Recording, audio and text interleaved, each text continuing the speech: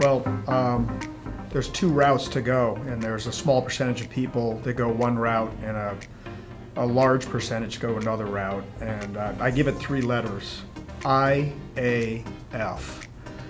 are the people going up, and that is people that put their identity first, meaning, and I'll talk about that in a second, but identity, you act on your identity, and your feelings will follow. And you'll create the feelings that you want, in essence. And the masses do FAI, they do it backwards. They follow their feelings, they act on their feelings, and it becomes an identity that they didn't really recognize or want.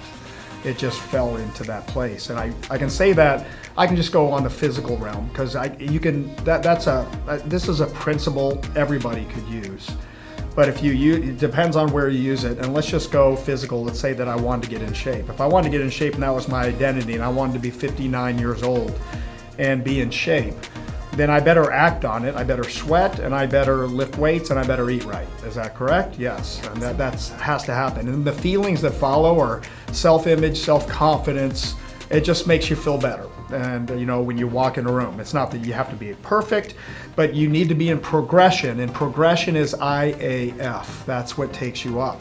If I were to follow my feelings, and I'll be very honest with you, I love maple bars.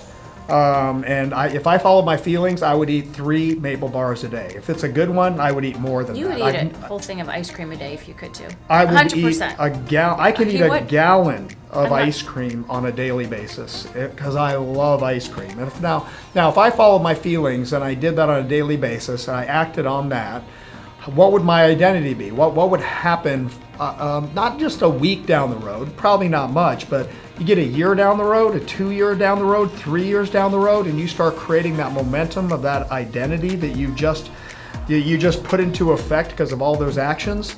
So to go the opposite, it's like a salmon going upriver, opposite of what everybody thinks. You don't follow your feelings, you follow your identity and who you want to be. And who do you want to be when you grow up? And you start figuring out that piece of financial, physical, mental. You follow that identity, you act on it, and your feelings, the proper feelings, are going to follow. And those are the things that separate people from a pack of the masses that just seem to follow their feelings all the time. I don't feel like working out. I don't feel like, I feel like a cheeseburger. Everything's about feelings, and it's not that emotions are bad, I'm not going to say that, but because some people make emotional decisions. But if you want to go start creating a path that's going up, and you're going to be climbing a mountain if you want great success in your life, you're going to be going up. It's going to be hard. It's going to be harder than just going down. But you've got to pave your own path if you want to go somewhere different. If you've looked in the mirror before and said, you know what, there's got to be more in life. Yeah. There just has to be, and there is. And it's just that we need to follow that by having those consistent disciplines for that identity and start climbing that path to get to where you want to get. And is it hard? It's harder, yes. Are you going to be thankful you did that? I believe you'll be totally thankful you did that.